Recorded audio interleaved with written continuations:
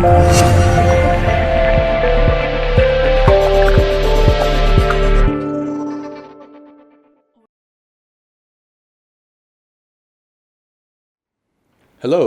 and welcome to another camera review. Today we will be doing the unboxing and a brief review of Panasonic's 20mm f1.7 lens. This will be the second version of this lens, and this lens is particularly important piece of equipment that you may want to have in your gear bag because it is a pancake lens, very flat, very small, and it is a lens that is often preferred by street photographers, and it has very accurate focusing. It's not the fastest lens in the lineup of lenses that are offered by Panasonic, but it's a lens that you may find very useful, and for the price that it is at, you may want to consider purchasing it. Apparently, this is the second version of this lens, and there are some minor changes in the elements and the construction of the lens, which we will talk about as we do the unboxing.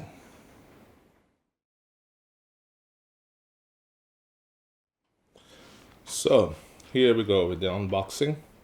As you can see, it says 20mm f1.7. This is not the fastest lens that Panasonic produces, but relatively fast if you compare it to 2.8. And this is the second version of this, or Mark II, which indicates that the first version is being improved upon. Basically, the difference between the first version and the second version is basic changes in the exterior of the lens, making it more durable, so to say. It has aspherical surfaces. This is the most important aspects of this lens because aspherical surfaces helps to reduce distortion. This one has two of them. Now it's made for a Micro Four Thirds system, and it's a Panasonic LUMIX. It's not a Leica. Normally they have a collaboration with using Leica names to produce their lenses. This one, because of its cheaper name, they don't have to pay Leica for using their name. Now here we have Black Noir. It says that it's Black Noir, but there is also a silver version if you prefer it. Sometimes they sell a little bit more than others. As you can see, it's nicely made. It says here made in Japan.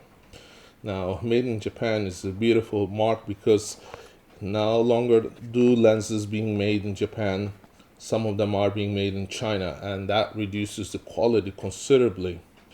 Especially for Nikon lenses, we have seen the quality plummet over the years, and I'm hoping that they don't go in the same direction. Now Panasonic also has cut some corners. This one I think doesn't come with the white foam to protect the lens element, so we'll open it and see what they have put in it. Oh, here we are. We have the booklet, as you can see. Let's look at the booklet now. All right. So it says manuel utilisation, objectif interchangeable. Okay, so we go to the English section. All right, we got the interchangeable lens for digital cameras, HH020A. That is the version of this lens. If you leaf through this, you'll see basically things is like you got to protect your lens, etc., etc. And basically there is not much to it except that it shows that you can have a lens pouch, lens cover, lens cap, etc. And of course there is not much to it. There's the Spanish version and there is the French version, as we saw. Interestingly, the French version is upside down unless you flip it over. Okay, so let's look at this lens here. So as I said, it doesn't come in a protective thing. It comes in this cheap plastic thing. So let's open that, see where that leads. All right, here we go.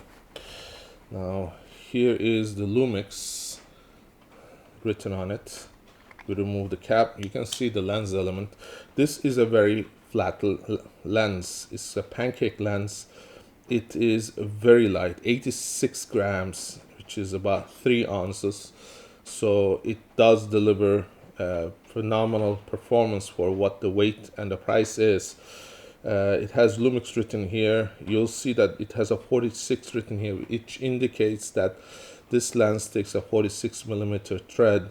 That means if you're gonna put any filters, which I suggest you strongly want to purchase one of those things like the ND filters and put it on this if you're going to use it during daylight, and that would require you to go and get 46 millimeter filters. Now also here it indicates 0.2 m, which means 20 centimeters or 0.66 feet to infinity. So the closest focus distance is 20 centimeters, which is very good, but it does not have much of a magnification, which is 0.18 I believe.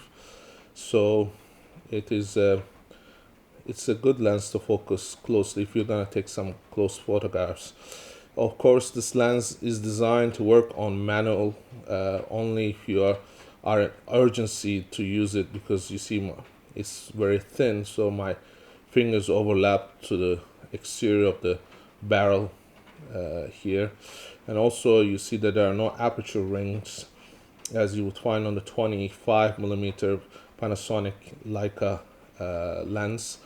And that one actually it looks like you're changing it manually, but you're actually changing within the camera, except the controls are on the exterior. This one you will need to change the aperture from within the camera, so that is one of the aspects to consider.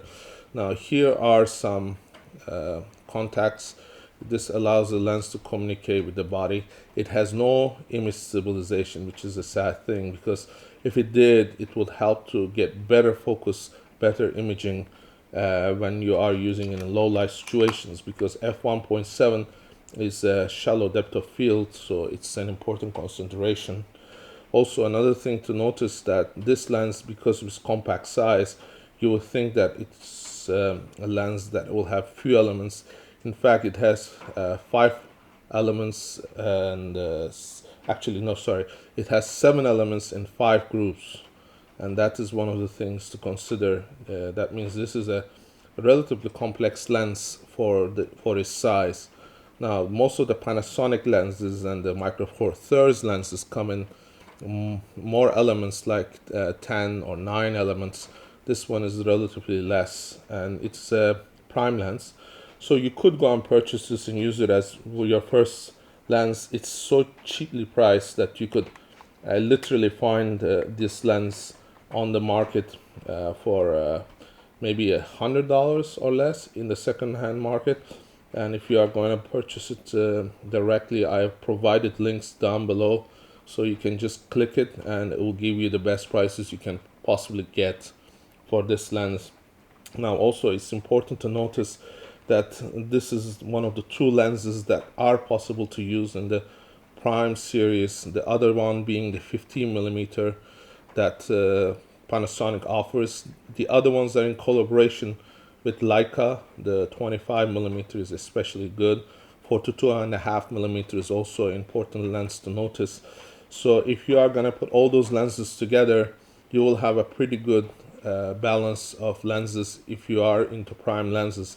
Of course, there are zoom lenses that we will talk about, and we'll do some unboxing.